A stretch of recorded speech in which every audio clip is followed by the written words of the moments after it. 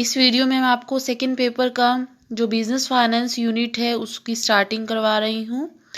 Business finance के अंदर सभी जो इम्पोर्टेंट टॉपिक्स कवर होते हैं मैं आपको सबसे पहले बताऊंगी, उसके बारे में ब्रीफ भी मैं बताऊंगी, डीपली भी मैं बताऊंगी, ताकि आपका इस यूनिट के कोई भी क्वेश्चंस गलत ना हो। इस यूनिट्स में से 10 मार्क्स के क्वेश्चन पूछे जाते हैं मिनिमम। मैक्सिमम का यूजीसी की तरफ से, एनटी की तरफ से कोई भी लिमिट नहीं है। मिनिमम 10 मार्क्स तो आएंगे ही आएंगे, ठीक है। और आपको इसमें बीकॉम में भी और एमकॉम में भी अपने ये सब्जेक्ट पढ़ा हुआ है।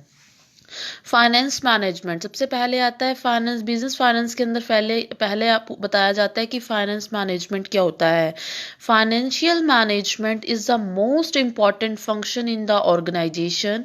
Financial management refers in the part of management activity which is concerned with the planning and controlling of the firm financial resources.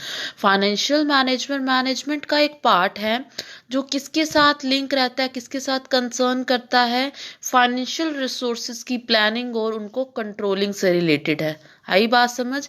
Management का एक पार्ट है, किससे कंसर्न करता है, प्लानिंग से, कंट्रोलिंग से। किसकी प्लानिंग और कंट्रोलिंग से? फाइनेंशियल रिसोर्सेज की प्लानिंग और कंट्रोलिंग से डील करता है, कंसर्न रहता है। एक मोस्ट इंपॉर्टेंट फंक्शन है। Financial management is the operational activity, ठीक है। एक ऑपरेशनल मतलब कोई काम किया जाएगा ना इसके अंदर फाइनेंस से रिलेटेड, तो ये क्या है? एक ऑपरेशनल एक्टिविटी है। फाइनेंस दो तरीके का होता है, finance private finance, public finance. Private finance मतलब अगर हम किसी से पर्सनल लोन ले रहे हैं, कोई बिजनेस को फाइनेंस की ज़रूरत है, किसी भी नॉन प्रॉफिट ऑर्गेनाइजेशन को फाइनेंस की ज़रूरत है, ये तीनों चीज़ें किस में आएंगी? प्राइवेट फाइनेंस में आएंगी। पब्लिक फाइनेंस मतलब गवर्नमेंट को, किसी इंस्टीट्यूशन को, पब्लिक मतलब गवर्नमेंट, गवर्नमेंट को अगर फाइनेंस चाहिए तो गवर्नमेंट इंस्टीट्यूशन को फाइनेंस चाहिए। कोई भी सेंट्रल स्टेट गवर्नमेंट का फाइनेंस हो गया, कोई भी लोकल सेल्फ गवर्नमेंट का फाइनेंस हो गया, ये सभी किस में आ रहे हैं? पब्लिक फाइनेंस के अंदर आ रहे हैं। फाइनेंशियल मैनेजमेंट कैसे हमारी हेल्प करता है, नेक्स्ट टॉपिक है। फाइनेंशियल मैनेजमेंट के थ्रू हम फाइनेंस को प्लानिंग की जा सकती है, फंड्स को एक्वायर किया जा सकता है आसानी से, प्रॉपर यूज़ किया जा सकता है, फंड्स को एलोकेट किया जा सकता है, फंड्स को कि किस डिपार्टमेंट ने कितना फंड यूज़ करना है, किस डिपार्टमेंट ने कितना फंड यूज़ करना है।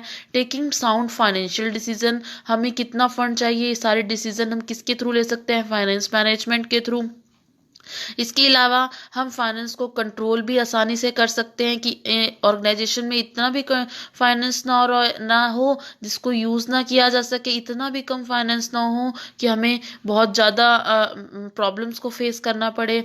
इसके अलावा हम क्या कर सकते हैं? इंक्रीज कर सकते हैं वेल्थ ऑफ किसकी? इन्वेस्टर्स की वेल्थ को इंक्रीज कर सकते हैं, क्योंकि अगर फाइनेंस प्रॉपर क्वांटिटी में होगा तो इन्वेस्टर्स, शेयर होल्डर को डिविडेंड भी दिया जा सकता है, जिससे कि उनकी वेल्थ क्या होगी? इंक्रीज होगी। इसके अलावा promoting and mobilising the individual and corporate saving, अगर हम फाइनेंशियल मैनेजमेंट करेंगे तो हम लोगों को प्रमोट करेंगे कि आप क्या करो, ज़्यादा से ज़्यादा सेविंग करो और आप हमें दो, जिससे आपको इंटरेस्ट मिलेगा। ये सभी क्या है? फाइनेंशियल मैनेजमेंट हमें हेल्प करता है, ठीक है।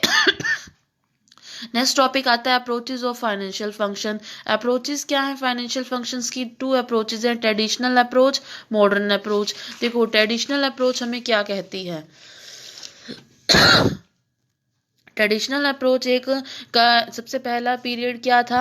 1920 से लेके 1930 तक का ट्रेडिशनल अप्रोच का हमारा टाइमिंग पीरियड था। इसके अंदर finance function is the अराउंडिंग procurement of fund. Traditional approach के अंदर सबसे पहले मेन फंक्शन क्या है? ट्रेडिशनल अप्रोच में फाइनेंस का सिर्फ फंड्स को प्रोक्यूर करना, मतलब प्राप्त करना ही क्या है? हमारा फाइनेंस का फंक्शन है, फाइनेंस मैनेजमेंट का फंक्शन है।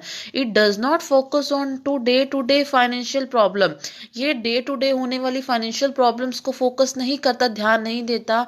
It is the outsider looking approach because it ignores the internal decision making. इसके अंदर सिर्फ फंड्स को इकट्ठा कर लो, चाहे वो यूज हो ना हो, वो किस में आएगा? ट्रेडिशनल अप्रोच के अंदर हमारा ऑब्जेक्टिव आएगा। नेक्स्ट है the modern approach. Modern approach क्या है? एक ब्रॉडर सेंस है। इसके अंदर सिर्फ प्रोक्यूर करना ही इंक्लूड नहीं है, बल्कि उसको प्रॉपर इफेक्टिव यूटिलाइज करना भी हमारा फाइनेंशियल मैनेजमेंट का ऑब्जेक्टिव है। In the cost of raising funds and return are compared. इस अप्रोच में कॉस्ट, जो हमने फंड्स को रेज करने की कॉस्ट है और उनसे जो मिलने वाली रिटर्न को कंपेयर किया जाता है। The modern approach consider 3 basic management decision. सबसे पहले इन्वेस्टमेंट डिसीजन, फाइनेंसिंग डिसीजन और डिविडेंड डिसीजन। 3 तरीके के डिसीजन हमने इसमें लिए जाते हैं कि हमने कहाँ इन्वेस्ट करना है, कहाँ से फाइनेंस अरेंज करेंगे, कितना उनको डिविडेंड देंगे। ये सभी काम हम किस में लेते हैं? मॉडर्न अप्रोच में करते हैं। समझ में आया? उसके बाद आता है ऑब्जेक्टिव ऑफ फाइनेंशियल मैनेजमेंट और गोल्स ऑफ बिजनेस फाइनेंस। हमारे बिजनेस को फाइनेंस के हमारे मेनली गोल क्या है? प्रॉफिट को मैक्सिमाइज करना, वेल्थ को मैक्सिमाइज करना। ठीक है, वन बाय वन बताऊंगी। प्रॉफिट मैक्सिमाइज करना, financial management main function is the profit maximization. The following arguments are advance in the favour of profit maximization. सबसे पहला बिजनेस फाइनेंस का मेन ऑब्जेक्टिव क्या है? प्रॉफिट को मैक्सिमाइज करना। प्रॉफिट को मैक्सिमाइज, प्रॉफिट सभी का क्या है? ब्लड रहता है। किसी भी बिजनेस का प्रॉफिट ही तो ब्लड है ना, कि प्रॉफिट होगा ही तो बिजनेस एग्जिस्ट कर पाएगा। तो इसीलिए प्रॉफिट को मैक्सिमाइज करने का सबसे पहले आर्गुमेंट्स क्या है? Main aim of the business है। Basic of measuring business efficiency है। किसी भी बिजनेस की एफिशिएंसी तभी मेजर कर सकते हैं जब हम उसका प्रॉफिट होगा। फेस एडवर्स सर्कमस्टांसेस, अगर कोई मुश्किल सिचुएशन आ जाती है तो उसको हम आसानी से फेस कर सकते हैं। इसके अलावा अगर बिजनेस में हमने ग्रोथ में करनी है, डेवलपमेंट करनी है, तो हमारा प्रॉफिट होगा तो हेल्पफुल होगा। इसके अलावा सोशल गोल्स को अगर हमने फुलफिल करना है तब भी हमें प्रॉफिट होगा, तभी हम सोशल गोल्स को क्या कर सकते हैं? फुलफिल कर सकते हैं। तो ये कुछ 5 पॉइंट्स थे जो हमें बताते हैं कि प्रॉफिट के क्या इंपॉर्टेंस है। नेक्स्ट आता है profit maximization objective rejected following. Profit के मैक्सिमाइजेशन के ऑब्जेक्टिव को इन वजह से हम रिजेक्ट करते हैं। क्यों? क्योंकि एम्बिग्यूटी है। एम्बिग्यूटी का मतलब होता है अस्पष्टता है। When long run profit maximization, हमें ये स्पष्टता है कि हमने क्या लॉन्ग रन के प्रॉफिट मैक्सिमाइज करने हैं या शॉर्ट रन के करने हैं। क्या हमने प्रॉफिट जो बिफोर टैक्स करने हैं इंक्रीज या आफ्टर टैक्स करने हैं। ये सभी क्या है? एम्बिग्यूटी है। इसलिए प्रॉफिट मैक्सिमाइजेशन के ऑब्जेक्टिव को हम 100% अचीव या एक्सेप्ट नहीं कर सकते हैं। Time value of money ignore करता है। जो प्रॉफिट मैक्सिमाइजेशन का ऑब्जेक्टिव है, टाइम वैल्यू ऑफ मनी को क्या करता है? इग्नोर करता है। वो ये नहीं बताता। वो जैसे टाइम वैल्यू ऑफ मनी मैंने क्लास में भी बताया हुआ है, क्या होता है कि आज 1 रुपीज़ की जो वैल्यू है, वो आज का 1 रुपी कल के 1 रुपी से क्या है? ज़्यादा कॉस्टली है, क्योंकि आज 1 रुपी पे हमें इंटरेस्ट मिल सकता है, बट कल के 1 रुपी तो फ्रेश मनी है। टाइम वैल्यू ऑफ मनी को कौन इग्नोर करता है? प्रॉफिट मैक्सिमाइजेशन का ऑब्जेक्टिव इग्नोर करता है। ये रिस्क फैक्टर को इग्नोर करता है। इसके अलावा know consider effect on dividend policy. अगर प्रॉफिट मैक्सिमाइजेशन का ऑब्जेक्टिव डिविडेंड पॉलिसी के ऊपर क्या इफेक्ट पड़ेगा इसका, इस चीज को भी कंसीडर नहीं करता है।